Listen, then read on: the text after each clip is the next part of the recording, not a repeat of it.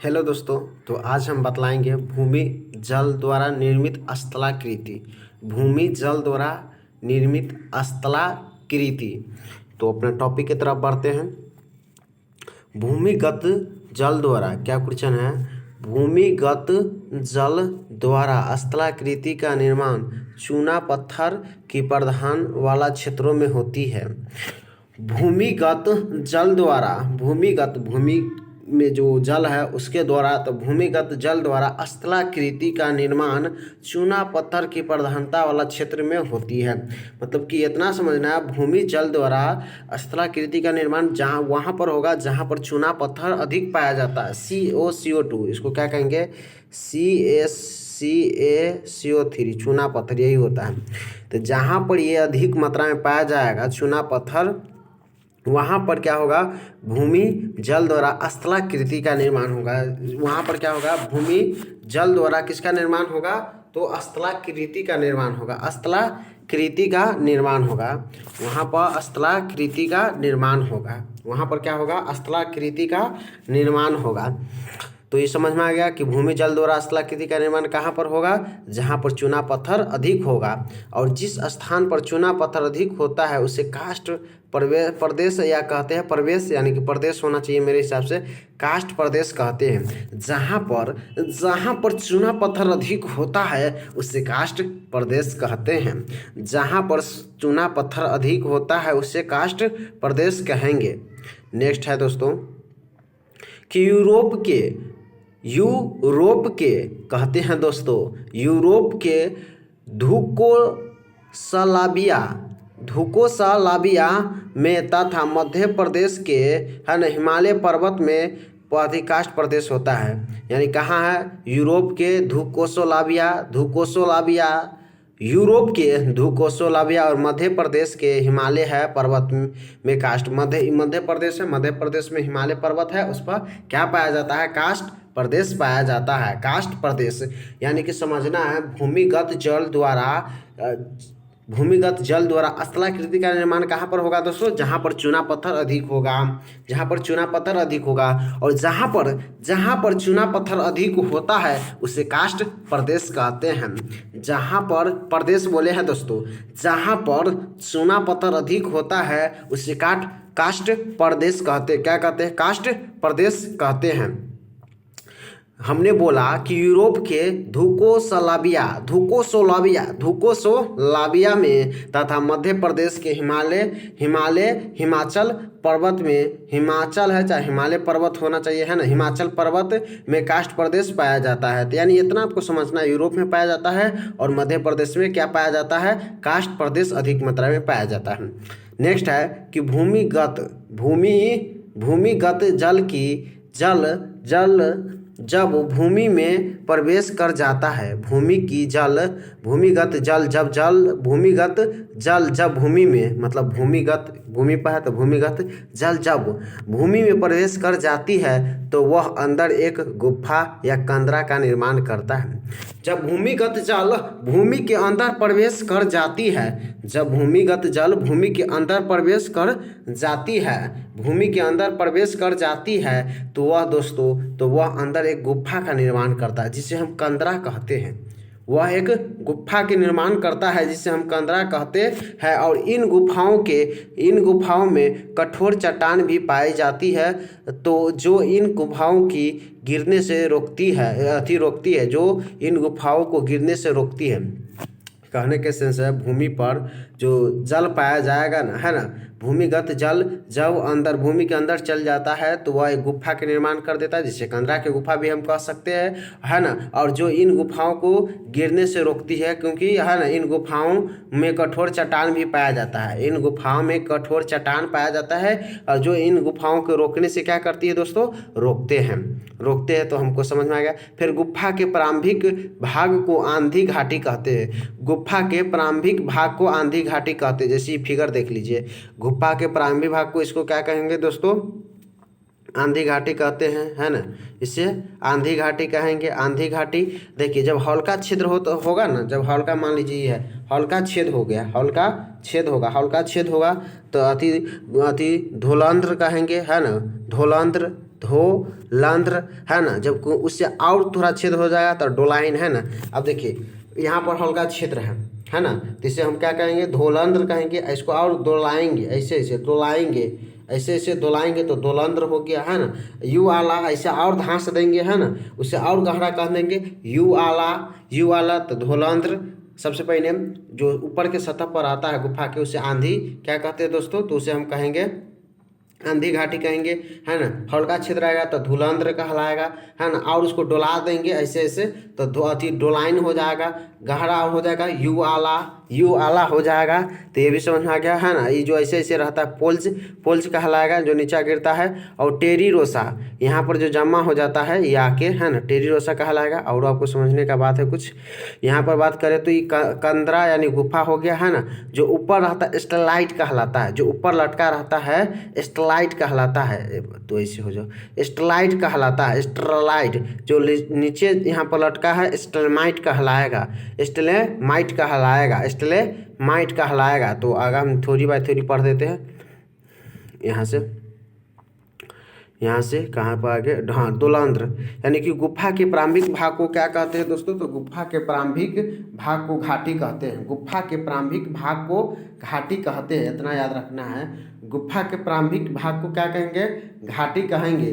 दोलंध्र यह एक कह सकते हैं दोस्तों, यह एक ठोस प्रदेश की ऊपरी भाग में बनती है और इसके द्वारा सतह पर छोटे छिद्र होते हैं। जैसे हम फिगर आपको दिखा दी है, छिद्र कैसे रहेगा, छोटे छिद्र रहेगा। छिद्र कैसे रहेगा, छोटे छिद्र रहेगा, छोटे छिद्र रहेगा। तो ये भी समझ में आ गया, छोटे छिद्र रहेगा।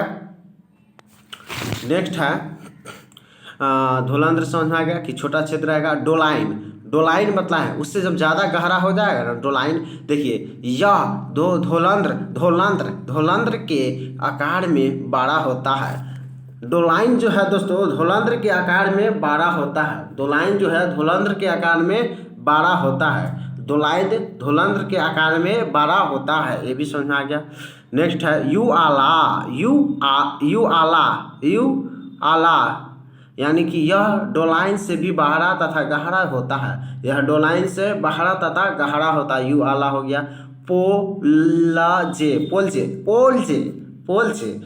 जब काष्ठ प्रदेश अत्यधिक अपरदन के कारण, है ना, कट छट के नीचे की ओर गिरने लगता है। देखिए दोस्तों अभी क्या हो गया, अपरदन के कारण, है ना, ये नीचे ये वाला पार्ट है ना, ये वाला पार्ट क्या है, नीचे के खट छट के आ जाता है ना, ये वाला पार्ट कट छट के।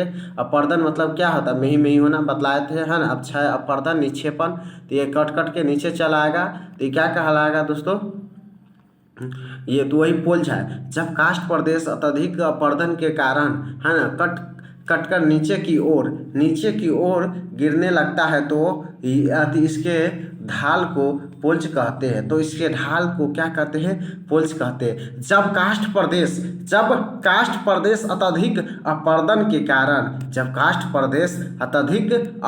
के कारण कट छट कर नीचा की ओर गिरने लगता है तो इसके ढाल को क्या कहते हैं, पोल्लाजे कहते हैं। नेक्स्ट है टेरा रोसा होना चाहिए, टेरा रोसे होगा, टेरा रोसा। तो समझना है पोल्ज के कारण अत्यधिक अपरदन होता है। पोल्ज के कारण पोलजे अभी बताया है ना, पोलजे, तब पोलजे के कारण अत्यधिक अपरदन होता है जिसमें चूना पत्थर पोल्ज के कारण अत्यधिक अपरदन होता है जिसमें चूना पत्थर के साथ साथ लाल रंग के डोलोमाइट चट्टान भी होती है और इनके निक्षेपण को टेरा रोसा कहते हैं। जब ये ढहने लगता है दोस्तों अपल्ज कहलाएगा, है ना, एक ठाउन जमा हो जाता है तो टेरा रोसा कहेंगे, है ना। टेरा सेजा कहिए, अब मेरे हिसाब से टेरा रोसा होगा, आप जो समझ सकते हैं, है ना, तो उसको देख लेना है। स्टेलाइट जो ऊपर लटका रहता है, स्टेलाइट है, सॉरी दोस्तों, क्या है, स्टेलेटाइट जो पंखा टंगा हुआ है, देख लो, स्टेलेटाइट है मतलब वो टांगा हुआ है, स्टेलेटाइट है, स्टेलेटाइट है तो समझना स्टेलेटाइट किसे कहते हैं, कंदरा के ऊपर, कंदरा के ऊपर, कंदरा जो गुफा में छिद्र होता है ना, छिद्र या ये छिद्र है ना, फिगर से समझिए, ये कंदरा है, ये कंदरा या इसके गुफा कहेंगे, ऐसे हो जा भाई तुम, ये क्या है, कंदरा या इसको हम गुफा कहेंगे, ये कंदरा या गुफा है, कंदरा या गुफा है, कंदरा या गुफा है, तो इसके ऊपर यह है स्टेलेटाइट है, टाइट है, पंखा मेरा क्या है, वो पंखा देखिए स्टेलेटाइट है, टांगा हुआ है, तो वही बोला कंदरा, ये गुफा ना बोले हैं, पृथ्वी के अंदर भूमिगत जल पर जब भूमिगत जल है तो भूमिगत जल में जब जल भूमि के अंदर चल जाता है तो गुफा के निर्माण करता है या कंदरा के, यही गुफा या कंदरा का निर्माण कराएगा, है ना। तो इसके ऊपरी भाग को क्या कहेंगे दोस्तों, इसको ऊपरी भाग को क्या कहेंगे, आंधी कहते हैं ना, इसके ऊपरी भाग को हम क्या कहते हैं, आंधी कहते हैं। यहाँ पर देख लिए आंधी, आंधी हो गया, और हल्का छिद्र हो जाएगा तो धोलंद्र कहलाएगा, है ना। थोड़ा और छेद कर दीजिए, थोड़ा और छेद कर दीजिए, डोलाइन हो जाएगा, उससे भी और गहरा और छेद कर दीजिए, यू आला हो जाएगा, है ना। अब जब देखिए, अब ई यहाँ से है कि अपर्दन के साथ घिसावट गिरने लगता है तो इसे पोलेजे कहते हैं, पोलाजे, पोलाजे, पोलाजे, पोलाजे, पोलाजे, पोलाजे, पोलाजे, पोलाजे कहेंगे। अब एक ठाउन अपर्दन के साथ यहाँ पर जमा हो जाएगा टेरा, टेरा सेसा या टेरा रोसा कहिए, है ना, तो ये भी हो गया। और ऊपर जो लटका रहता है, ऊपर जो यहाँ पर लटका है, ऐसे हो भाई, यहाँ पर जो है ना, कि कंदरा के गुफा के ऊपर जो लटका रहता है स्टेलेटाइट कहते हैं, नीचा जो है स्टेलेमाइट, स्टेलेमाइट, स्टेलेमाइट, स्टेलेमाइट, तो दोनों क्लियर हो गया होगा यहाँ तक। अच्छा एक बार और पढ़ देते हैं यहाँ तक कि क्या क्या क्या हो गया है, ऐसे आ जाओ। हाँ तो स्टेलेमाइट, स्टेलेटाइट पढ़ दिए है ना, कंदरा के ऊपर जो लटका रहेगा स्टेलेमाइट कहलाएगा, क्या कहलाएगा, स्टेलेमाइट कहलाएगा, है ना, स्टेलेमाइट। कंदरा, कंदरा क्या है, कंदरा स्तंभ, ये जो कंदरा स्तंभ है तो इसको क्या किसके कहेंगे, कंदरा स्तंभ। तो जब स्टेलेटाइट तथा स्टेलेमाइट आपस में मिल जाता है तो इसे कंदरा स्तंभ कहते हैं। देखिए दोस्तों यहाँ पर क्या हो गया, ये मिल गया, स्टेलेमाइट कहलाएगा, स्टेलेमाइट और स्टेलेटाइट, ये दोनों मिल गया, इसका है नीचा वाला स्टेलेमाइट है, ऊपर वाला स्टेलेटाइट है, पंखा मेरा टाइट है, पंखा मेरा टाइट है, तो स्टेलेटाइट तथा स्टेलेमाइट जब मिल जाएगा तो क्या कहलाएगा दोस्तों, है ना, तो ये क्या कहलाएगा, स्तंभ कहलाएगा। ये काम क्यों नहीं कर रहा है, हाँ कंदरा स्तंभ कहलाएगा, क्या कहलाएगा, कंदरा स्तंभ कहलाएगा, कंदरा स्तंभ कहलाएगा, क्या कहलाएगा, कंदरा स्तंभ कहलाएगा, कंदरा स्तंभ कहलाएगा। तो यहाँ तक समझ में आ गया होगा आपको कंदरा स्तंभ ये सब। अच्छा आप समझते हैं समुद्री, देखिए सागरीय जल द्वारा, समुद्र सागर, समुद्र जल द्वारा निर्मित स्थलाकृति, अभी हम पढ़ लिए भूमिगत जल है, कहाँ को भूमि जल द्वारा निर्मित स्थलाकृति होगा, तो भूमि जल द्वारा वहाँ पर होगा जहाँ पर चूना पत्थर अधिक पाया जाएगा, वहाँ पर क्या होगा दोस्तों, जहाँ पर भूमि अधिक मतलब भूमि जहाँ पर भी चूना पत्थर अधिक पाया जाएगा वहाँ पर स्थलाकृति भूमिगत जल द्वारा होगा, और जहाँ पर चूना पत्थर अधिक पाया जाता है उसे काष्ठ प्रदेश कहते हैं, है ना।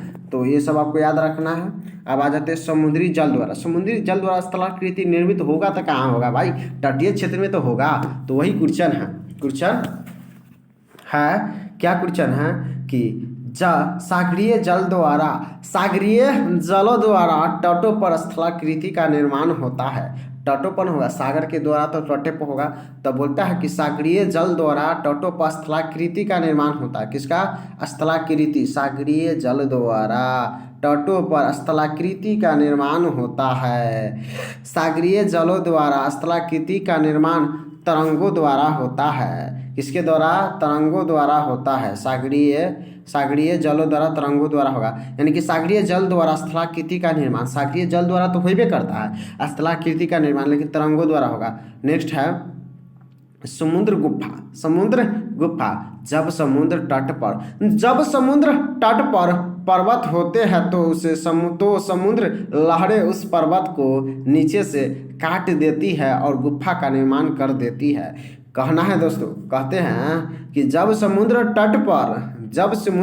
तट पर पर्वत होते हैं। मान लीजिए समुद्र है, समुद्र के इमेजिन कीजिए, सोचिए जब समुद्र तट पर पर्वत होते हैं ना, तो समुद्र के लहरें उसे नीचे से काट देते हैं, तो हम क्या कहेंगे, तब यह गुफा का निर्माण कर लेती है। ये तो इजी बात है भाई, कहानी है। इस पर से है मेहराब, मेहराब। अच्छा, समझते हैं कि मेहराब क्या है। जब समुद्र में कोई पहाड़ है ना, कि जब समुद्र में कोई पहाड़ी है ना कि पहाड़ी अब जाती है, तो उसमें भी गुफा का निर्माण हो जाता है। और जब ये गुफा आर पार ले जाती है, तो उसे हम क्या कहेंगे, मेहरा कहेंगे। जब समुद्र में कोई पहाड़ी है ना, पर्वतीय जब जाती है, तो उसमें है ना कि क्या हो जाता है दोस्तों, आर पार से है ना, गुफा के आर पार ले जाती है। मतलब इतना समझना कि जब गुफा बन गया, अब उसमें आर पार हम चल जाएंगे तो मेहराब कहलाएगा। क्या कहलाएगा, मेहराब। लैगून झील समझते हैं, जब सागरीय तट पर स्थित सिल्क, जब सागरीय तट पर सिल्क के जमाव से फिगर में समझाएंगे, टेंशन नहीं लेना है ना। लैगून झील तो वही क्वेश्चन है कि जब सागरीय तट पर सिल्क के जमाव से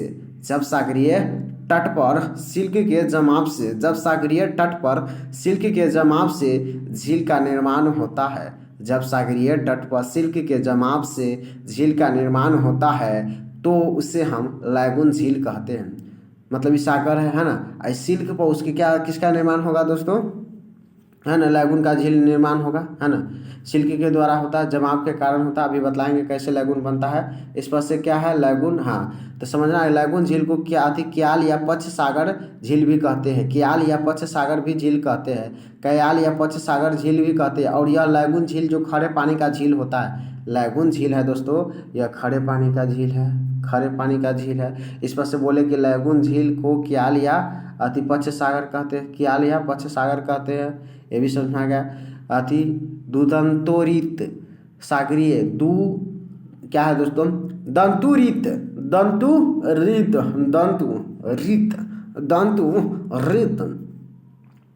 तो सागरीय तट पर जब काष्ठ पीटा उबड़ खाबड़ है ना, सागरीय तट पर जब काष्ठ पीटा उबड़ खाबड़ होता है, तो उसे हम अतिदंतु तट कहते हैं। सागरीय तट पर जब काटा पीटा या उबड़ खाबड़, मतलब इतना समझिए ना, समुद्रीय तट पर जब उबड़ खाबड़ रहते हैं ना, तो उसे दंतु रीत कहते हैं, है ना। और यह बंदरगाह निर्माण करने में बहुत सहायक होता है भाई। यह बंदरगाह निर्माण होने में बहुत सहायक होता है। मतलब कि समुद्रीय तट पर समझना है, ऊपर खाबर रहेगा तो इसे हम क्या कहेंगे, दंतुरीत कहेंगे। और यह भाई याद रखना है, यह बंदरगाह निर्माण करने में बहुत सहायक होता है। क्या, बंदरगाह निर्माण करने में बहुत सहायक होता है। तो ये भी समझ में आ गया।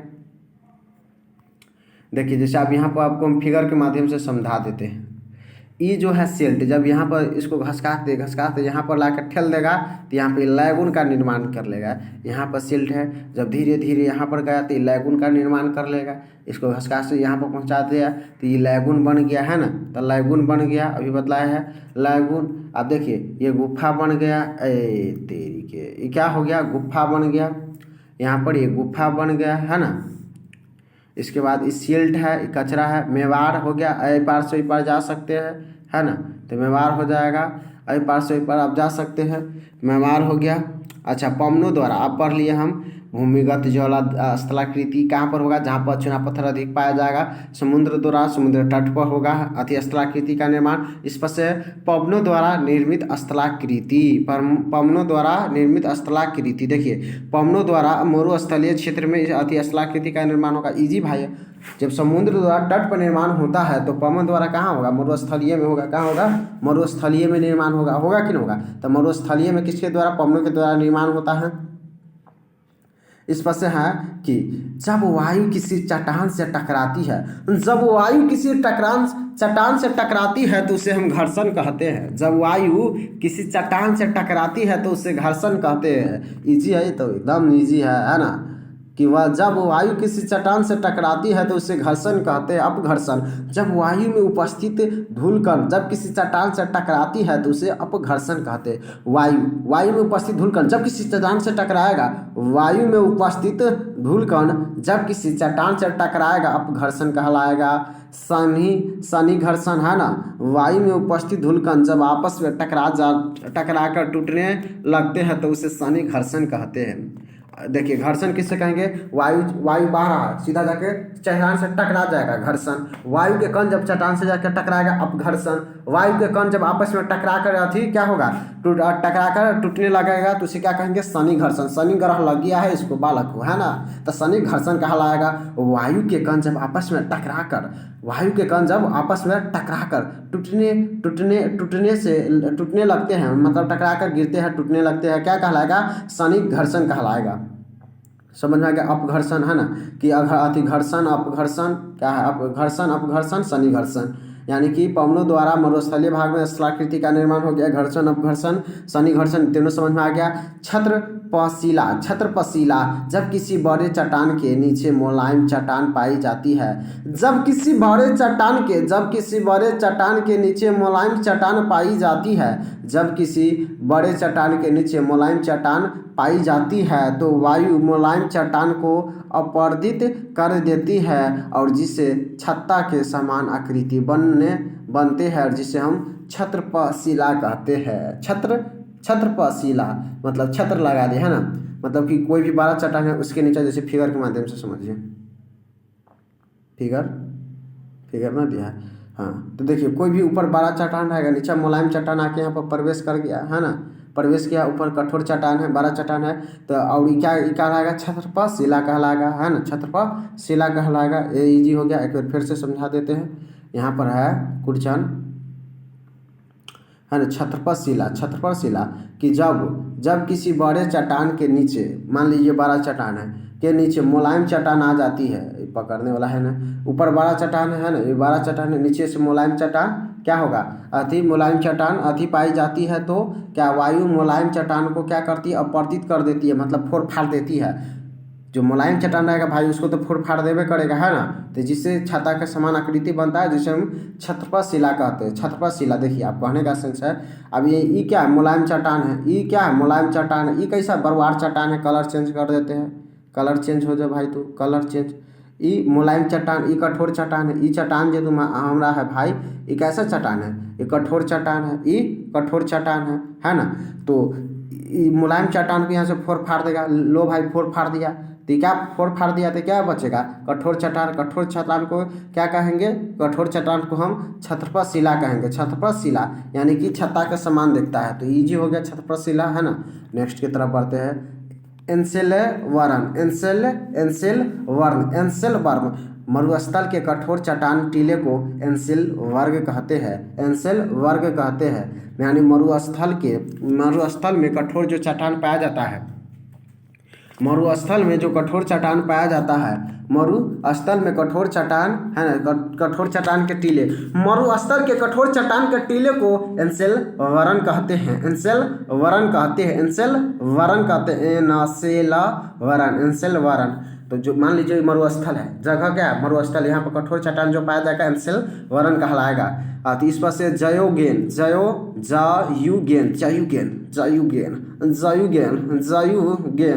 इंसेलवर्न को पवन, है ना, ऊपर के तट को काट देती है तो दाबात के डिब्बे के समान, है ना, आकृति बनती है, जिसे हम जायुगेन कहते हैं। जायुगेन, अब यहाँ पर है जायुगेन हो गया ड्राउ काउंटर या डाई काउंटर कहेंगे, है ना, तो डाउ काउंटर या डाई काउंटर जब इंसेलवर्ग को, है ना, जब इंसेलवर्ग को चारों ओर से काट देती है तो चतुष्फलकीय आकृति बन जाती है, और इन चतुष्फलकीय आकृति को क्या कहते हैं, डाउ काउंटर कहेंगे। डाउ काउंटर देखिए फिगर के माध्यम से समझिए, ये मरुस्थलीय भाग में जो कठोर पाया जाएगा उसे क्या कहेंगे, इंसलन वरण कहेंगे, इंसलन वरण कहेंगे, इंसलन वरण। मरुस्थलीय स्थान यहाँ पर जो कठोर पाया जाएगा चट्टान उसे इंसलन वरण कहेंगे। जब ऊपर से इसको काट देंगे है ना, ये काट दिए तो क्या है, दवाब की तरह दिखा, दवाब की तरह देखा कि ना देखा है ना, तो इसे क्या कहेंगे, जयुगेन कहेंगे। अब इसके चारों ओर से काट छाट कर देंगे तो चतुर्फलीय की आकृति देखता है, इसे डाउ काउंटर कहते हैं ना, डाउ चाहे डाई काउंटर कहेंगे, डाई काउंटर या डाउ काउंटर कहिए है ना, तो ये भी समझ में आ गया। नेक्स्ट है भूस्तंभ। जब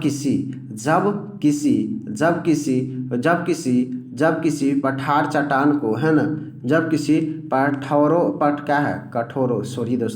यहाँ पर है जब किसी कठोर चट्टान को दोनों ओर से मुलायम चट्टान पाई जाती है। मान लीजिए हम क्या चट्टान है, तब भाई हम कठोर चट्टान है, जब किसी मेरे इधर क्या है, मुलायम चट्टान, मेरे इधर क्या है, मुलायम चट्टान है ना, तो वही कहता है कि जब किसी कठोर चट्टान को दोनों ओर मुलायम चट्टान पाई जाती है तो पवने मुलायम चट्टान को अपर्दित कर देती, यानी फोड़ फाड़ देगी, पीस पास देगा, मतलब एकदम में ही कर देगा, खून ऐसे है ना, तो क्या कर देगा, अपर्दन कर देगा, क्या कर देगा, अपर्दित कर देता है, जिसे स्तंभ की आकृति बन जाती है और जिसे हम भू स्तंभ कहते हैं। और थाराउडे क्या है,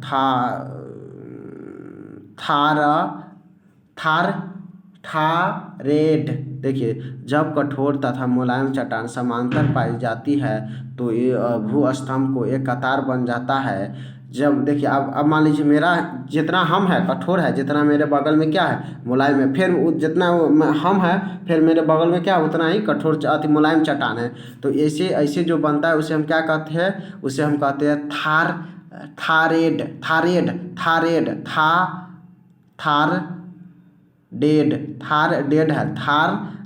थारडेड है। सॉरी दोस्तों, इसको ठीक कर लीजिएगा, क्या है, थारडेड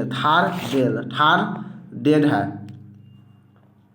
अब यहाँ पे फिगर से समझें, लैंग्वेज पे थोड़ा मिस्टेक हो जाता है तो उसके लिए सॉरी, हम ऐसे मिस्टेक नहीं होगा, शायद ही वर्ड नहीं बुझा रहा था है ना, ऐसे हम फिगर के माध्यम से टोटल समझा देते, कोई दिक्कत वाला बात नहीं है। मतलब ये कठोर चट्टान है, देखिए ये कलर चेंज कर देते हैं, ये पूरा चेंज हो गया, ये कठोर चट्टान, ये सब मुलायम चट्टान, ये कैसा चट्टान है, मुलायम चट्टान, ये मुलायम चट्टान है। अब बतलाइए दोस्तों, ये मुलायम चट्टान है, ये कठोर चट्टान, ये कैसा चट्टान है, कठोर चट्टान है। तो वही बोला है कि मुलायम दोनों ऐसे पाया जाएगा तो इसे क्या कहेंगे हम दोस्तों, ये अपर्दन होगा, इसको धीरे धीरे क्या करेगा, इसको धीरे धीरे इसको फोड़ फाड़ देगा है ना, इसको मैं काट देगा, सिर्फ ये बोला बचेगा, यहाँ पर ये बोला बचेगा, तो ये बोला बचेगा तो इसे हम क्या कहेंगे, ऐसा बोला कहेंगे तो इसे भूस्तंभ कहेंगे है ना, भूस्तंभ कहेंगे। जब भू पूछेगा भूस्तंभ किसे कहते हैं, तो बीच में कठोर है, दोनों साइड मुलायम है, उसे भूस्तंभ कहेंगे। टाइम लगा देंगे, उसको समझा देंगे। तो बीच में मान लीजिए कठोर है, दोनों साइड मुलायम पाया जाता है तो उसे क्या कहेंगे, भूस्तंभ। तो ये भी समझ में आ गया। नेक्स्ट अब देखिए यहाँ पर इसका संख्या जितना हम है ना, ऐसे आ जा भाई, तो जैसे ई क्या है, मुलायम है कठोर है, मुलायम है कठोर है ना। और ऐसा आकृति जब बनता है ना, अभी सबको हटा दिया, सिर्फ क्या बच जाएगा है ना, ये कठोरे मान लीजिए, ऐसे मुलायम कठोर का क्या हटा देना, सिर्फ सबको फाड़ देगा, सिर्फ क्या बचेगा, कठोर बचेगा। तो इसे हम क्या कहते हैं, धार डेडेड का बंटे लिख देता, धार दे दे है। नेक्स्ट है जालीदार शिला। जालीदार मरुस्थलीय क्षेत्रों में पवन पहाड़ी पर जो छिद्रनुमा आकृति बना लेती है, जिसे हम जालीदार शिला कहते हैं। मरुस्थलीय क्षेत्रों में पवने हैं जो पहाड़ी पर, मरुस्थलीय इमेजिन करिए राजस्थान है ना, मरुस्थलीय क्षेत्रों में पवन क्या करते हैं, पहाड़ी क्षेत्रों में पवन यानी कि हवा पहाड़ी क्षेत्रों में छिद्रनुमा आकृति बना लेती है, जिसे हम जालीदार शिला कहते हैं। मरुस्थलीय में पवन है ना, पर्वतीय क्षेत्र में छिद्रनुमा है ना आकृति बना लेते हैं, उसे क्या कहते हैं हम, जालीदार शिला कहते हैं। फिगर के माध्यम से समझिए, ये क्या है, ऐसे आ जा, ई है आपका मरुस्थलीय जगह। मान लीजिए मरुस्थलीय जगह में पर्वत है, इसको जब हवा चलता है तो छिद्रनुमा ऐसे ऐसे बना दिया ना, है ना, तो ये क्या कहलाएगा, ये जालीदार क्या कहलाएगा, जालीदार शिला, जालीदार शिला, जालीदार शिला, मचेदार शिला है भाई, जालीदार शिला कहलाएगा। क्या कहलाएगा, जालीदार शिला कहलाएगा। नेक्स्ट, वात्र रंध्र किसे कहते हैं। पवन जब मरुस्थलीय भूमि में गर्ता यानी गुद्वा का निर्माण कर देता है तो उसे हम वात्र रंध्र कहते हैं। जैसे देखिए मरुस्थलीय जगह है ना, अब यहाँ पर गड्ढा कर दिया तो क्या कहलाएगा, वात्र रंध्र कहलाएगा, ये वात्र रंध्र कहलाएगा। मरुस्थलीय जगह में गड्ढा कर दिया तो क्या कहलाएगा, वात्र रंध्र। तो ये भी समझ में आ गया। ओहो सॉरी, ठीक है, मतलब हमको लगा उड़ गया। तो पवन जब मरुस्थलीय भूमि में गार्त अथवा गर्ज मतलब गड्ढा कर देगा मरुस्थलीय जगह में तो उसे हम क्या कहेंगे, वात रंध्र कहते हैं। अब समझना है, वालसन झील, वालसन झील। तो मरुस्थलीय क्षेत्र में पर्वतों से घिरी हुई झील को वालसन झील कहते हैं। भाई जी तो है, मरुस्थलीय क्षेत्र में पर्वतों से घिरी हुई झील को क्या कहेंगे, वालसन झील, है ना। मरुस्थलीय क्षेत्र में पर्वतों से घिरे हुए झील को, मान लीजिए हम क्या है, झील है, मेरे चारों साइड से क्या है, पर्वत है, तो ये क्या हम क्या कहलाएंगे, वात्सन झील कहलाएंगे, है ना। तो मान लीजिए कोई भी वात्सन झील है, उसके चारों तरफ क्या होगा, उसके चारों तरफ पर्वत से घेरा अगर रहेगा वात्सन झील तो क्या कहलाएगा, वालसन झील कहलाएगा। मान लीजिए हम क्या है दोस्तों, हम क्या है, मरुस्थलीय क्षेत्र में पर्वतों से घिरे हुए झील को हम क्या है, झील है, हम क्या है, झील है। तो मेरे चारों का पर्वत हमको चारों साइड से घेर लिया तो हमको आप सब आदमी क्या कहेगा, वालसन झील कहेगा, है ना। तो इस प्रकार रिलेट करना है। अजमेर का अन्ना सागर, है ना, वालसन झील कहाँ है, अजमेर का अन्ना सागर को क्या कहते हैं, वालसन, अजमेर का अन्ना सागर। नेक्स्ट क्या है, आता वालसन झील जब सूख जाता है तो उसे, है ना, डॉट कहते हैं, बतलाइएगा कमेंट बॉक्स में, है ना। यह नाम का नमक का अच्छा स्रोत होता है। वालसन झील नमक का एक अच्छा स्रोत होता है। वालसन झील एक नमक का अच्छा क्या होता है दोस्तों, स्रोत होता है, स्रोत, है ना, जहाँ से प्रकाश निकलती है, प्रकाश स्रोत कहलाता है। इसी प्रकार नमक का स्रोत कहलाएगा। इस पर से क्या है, बरखान, बहुत इजी है, बरखान, स्तूप, लोयस। तो बरखान से बोल देते हैं, मरुस्थलीय क्षेत्रों में अर्धचंद्र का आकार बालू को, टीले को बरखान कहते हैं, है ना। अर्धचंद्राकार रहेगा ना, अर्धचंद्र का आकार तो उसे हम क्या कहेंगे, बालू के चंद्राकार, टीले को क्या कहेंगे, स्तूप कहते हैं। अभी समझा देते हैं। बालखन हो गया, है ना, अर्ध रहेगा। और बात करें तो यहाँ पर क्या है, बालू का स्तूप। मरुस्थलीय में क्षेत्र में बालू का, चंद्रमा का, टीले का आकार रहता है तो स्तूप कहलाएगा। लोयस का मैदान, मरुस्थलीय क्षेत्रों में मरुस्थलीय क्षेत्रों में बालू वायु द्वारा राग कर ले जाती है और जिस स्थान पर उसे निक्षेपित कर देती है या क्या दिया जाता है उसे लोयस का मैदान कहते हैं। लोयस का मैदान उपजाऊ होता है। 12 लोयस का मैदान चीन में है। इसको फिगर के माध्यम से 21 सेकंड में याद करवा देंगे। 1 सेकंड में फिगर के माध्यम से देखिए, ये क्या है, अर्धचांद्र के आकार दिखता है, बरखान कहलाएगा। अर्धचांद्र के आकार देखा है, बरखान। अब जब यह चंद्र के तरह, चंद्रमा ऐसा ही ना रहता है, अरे चंद्रमा ऐसा ही ना हमको दिखता है, तो जब चंद्रमा के आकार रहेगा तो इसे क्या कहेंगे, स्तूप कहेंगे। अर्धचांद्र के तरह बरखान कहेंगे। अब इसको फोर फाड़ को पूरा यहाँ पर लाया, बिछा दिया, है ना, इसे बिछा दिया। लोयस का मैदान सबसे 12 लोयस का मैदान कहाँ है, चीन के। तो समझ में आ गया। जब अर्धचांद्र की तरह रहेगा बरखान कहलाएगा। उसको फोर फाड़ के चंद्रमा के बराबर कर देगा, स्तूप कहलाएगा। इसको पूरा बिछा देगा तो लोयस का मैदान कहला जाएगा। लोयस के मैदान जैसे यहाँ पर दिया था कि मरुस्थलीय क्षेत्र में अर्धचंद्राकार बालू के टीले को बरखान कहते हैं। अर्धचांद्र के तरह है, अर्धचांद्र के तरह है, अर्धचांद्र के तरह है, अर्धचांद्र के तरह रहेगा, बरखान कहलाएगा। समझ में आ गया हमको क्या, पवन द्वारा कैसे, पवन द्वारा मरुस्थलीय क्षेत्र में स्थलाकृति का निर्माण होता है ना। समुद्री द्वारा तट पर निर्माण होता था। ये सब भूमिगत बात करें तो भूमिगत द्वारा जहाँ पर चुनाव पत्थर अधिक था वहाँ पर होता था स्थलाकृति का निर्माण। 3 गो से पढ़ लिए। भूमिगत द्वारा जहाँ पर CO2 यानी कि चूना पत्थर अधिक होता है, उस वहाँ पर क्या होता है भूमिगत जल का निर्माण होता है, भूमिगत स्थलाकृति का निर्माण होगा, समुद्री तट पर होगा। पवन द्वारा बात करें तो मरुस्थलीय क्षेत्र में होगा। हिमनद द्वारा निर्मित स्थलाकृति, आप समझते हैं हिमनद द्वारा निर्मित स्थलाकृति, हिमनद द्वारा निर्मित स्थलाकृति। तो शुद्ध हिमनद द्वारा अपरदन का कार्य नहीं होता है। शुद्ध हिमनद द्वारा स्थलाकृति का निर्माण नहीं होता, किंतु जब हिमनद में चट्टान या लकड़ी उपस्थित होती है तो वह अपरदन करने लगती है।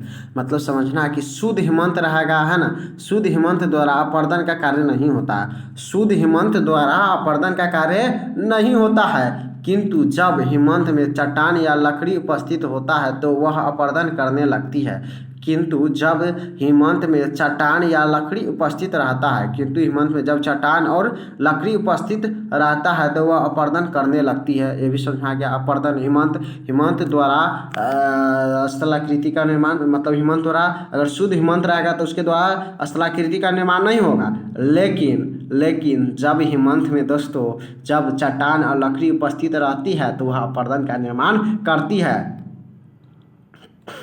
यू आकार की घाटी, बर्फीले क्षेत्र में दो पहाड़ों के बीच बर्फीले क्षेत्र में दो पहाड़ों के बीच यू आकार की घाटी बनते हैं। पूछेगा यू आकार की घाटी कहाँ बनते हैं, तो बोलेंगे बर्फीले क्षेत्र में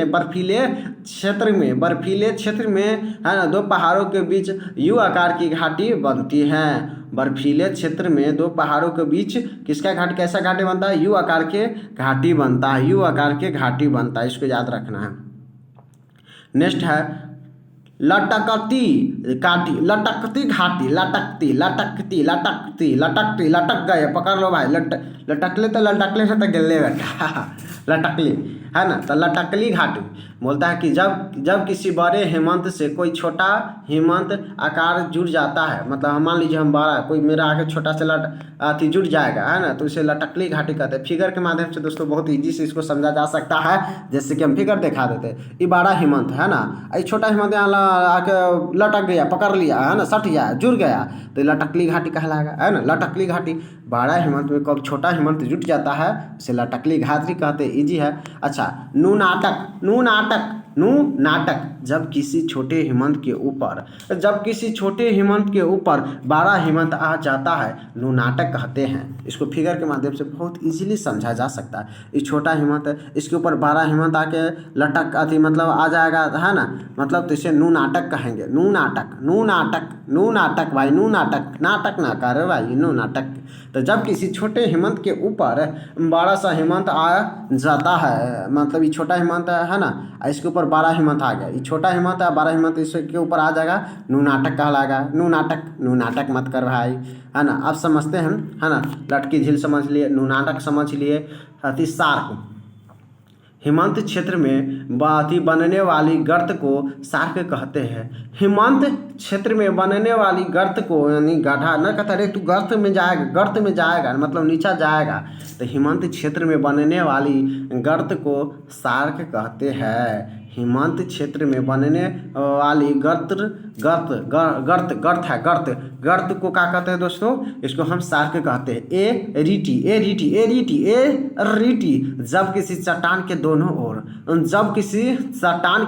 ओर के सार्क का निर्माण होता है। अभी सार्क बतलाया ना, हिमनद के क्षेत्र में बनने वाली गर्त को सार्क कहते हैं, मतलब गाढ़ा हो जाएगा, हिमनद के क्षेत्र में सार्क कहलाएगा। तो जब किसी चट्टान के, एरीटी बतला रहे हैं, जब किसी चट्टान के दोनों ओर सार्क का निर्माण हो जाता है, एरीटी कहलाता है। देखिए अब यहाँ पर दोनों ओर क्या हो गया, ये गर्त बन गया, तो इसे एरीटी कहेंगे। ये सार्क हो गया, ये दोनों ओर देखिए ये क्या है, सार्क हो गया, है ना। अब देखिए किसी हिमनद है, ये क्या बीच में हिमनद है, यानी अथी बन गया सार्क, यानी बन गया सार्क, तो ये क्या कहलाएगा, एरीटी कहलाएगा। अच्छा, गिरी सिंगर क्या किसे कहेंगे, गिरी सिंगर। तो जब एरीटी एक श्रृंखला के रूप में होती है तो इसे हम क्या कहते हैं, गिरीटी सिंगर कहते हैं। देखिए अब ये बार बार रिपीट हो गया, देखिए आधा पसे यहाँ हो गया, है ना, इसे रिपीट होगा तो क्या कहलाएगा, गिरीटी सिंगर कहलाएगा। तो ये भी क्लियर हो गया। सार्क, गिरीटी, गिरीश सिंघर, और यहाँ पर है फियोड तट। फियोड तट किसे कहते हैं समझना है। बर्फीले क्षेत्र में समुद्र के किनारे की खड़ी ढाल को फियोड कहते हैं। बर्फीले क्षेत्र में, मान लीजिए कोई बर्फीले क्षेत्र है, तब बर्फीले क्षेत्र में समुद्र के किनारे की खड़ी ढाल को बियोड कहते हैं। क्या कहेंगे? बियोड कहेंगे। बर्फीले क्षेत्र में अभी बतलाए थे, बर्फीले क्षेत्र में है ना, दो घाटी के बीच के, जैसे यहाँ पर देखिए जो जब किसी बड़े हिमवंत, ये तो हो गया भैया, हाँ, यानी बर्फीले क्षेत्र में पहाड़ों के बीच जो आकार बनी रहती है, दो पहाड़ों के बीच, उसे क्या कहते हैं? यू आकार के घाटी कहते हैं, है ना, यू आकार के घाटी कहते हैं। तो ये भी हो गया। यहाँ पर हमको बतला रहे थे आपको हम फ्योड यानी बर्फीले क्षेत्र में समुद्र के किनारे के खड़ी ढाल को क्या कहेंगे? फ्योड कहेंगे। और मोरेन यानी फ्योड तट के ऊपर के बर्फीले सतह को क्या कहते हैं? मोरेन कहते हैं। बहुत ईजी है। देखिए मतलब कि सबसे पहले समझते हैं, सागर हो गया है ना, फ्योड। बर्फीले क्षेत्र के समुद्र के किनारे स्थित खड़ी ढाल, इसको क्या कहेंगे? फ्योड कहेंगे। ये खड़ी ढाल है, ये समुद्र है, ये खड़ी ढाल को फ्योड कहेंगे। ये भी समझा गया। मोरेन किसे कहते हैं? समुद्र के किनारे खड़ी ढाल को क्या कहेंगे? फ्योड कहेंगे। मोरेन फ्योड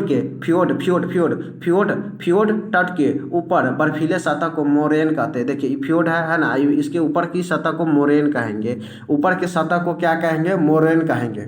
देखिए ये समुद्र हो गया है ना, यहाँ पर सीधा रहेगा ढाल की तरह, बर्फीले सतह में फ्योड हो जाएगा, इसके ऊपर ऐसे रहेगा मोरेन हो जाएगा। तो ये भी क्लियर हो गया। नेक्स्ट की तरफ बढ़ते हैं।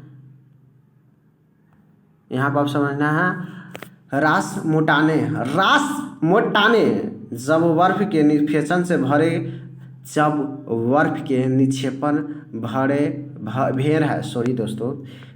बोलते हैं जब बर्फ निक्षेपण भेड़ के बाल के समान हो जाता है। जब बर्फ का निक्षेपण बर्फ मतलब निक्षेपण मतलब एक जगह जमा हो जाना, है ना। तो जब बर्फ के निक्षेपण भेड़ के बाल के समान हो जाता है, उसे हम क्या कहते हैं? रास मोटाने कहते हैं। जब बर्फ के निक्षेपण भेड़ के बाल के समान हो जाता है, तो उसे हम रास मोटाने कहते हैं। फिर से एक बार समझना है। जब बर्फ के निक्षेपण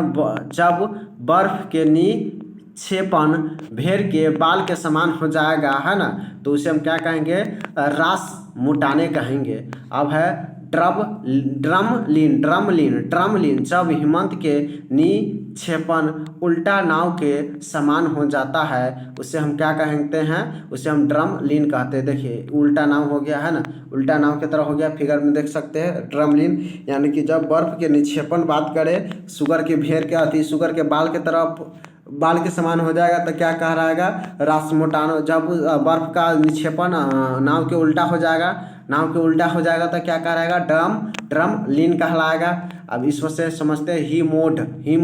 जब हिमानी का निक्षेपण एक चादर के समान हो जाता है, चादर के समान समतल रूप में हो जाता है, तो उसे हम क्या कहते हैं? हीमोड कहते हैं।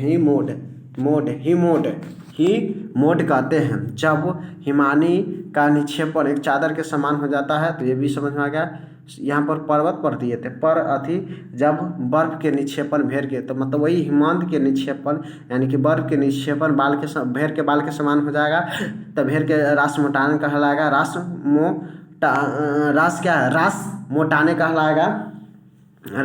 मोटाने कहलाएगा।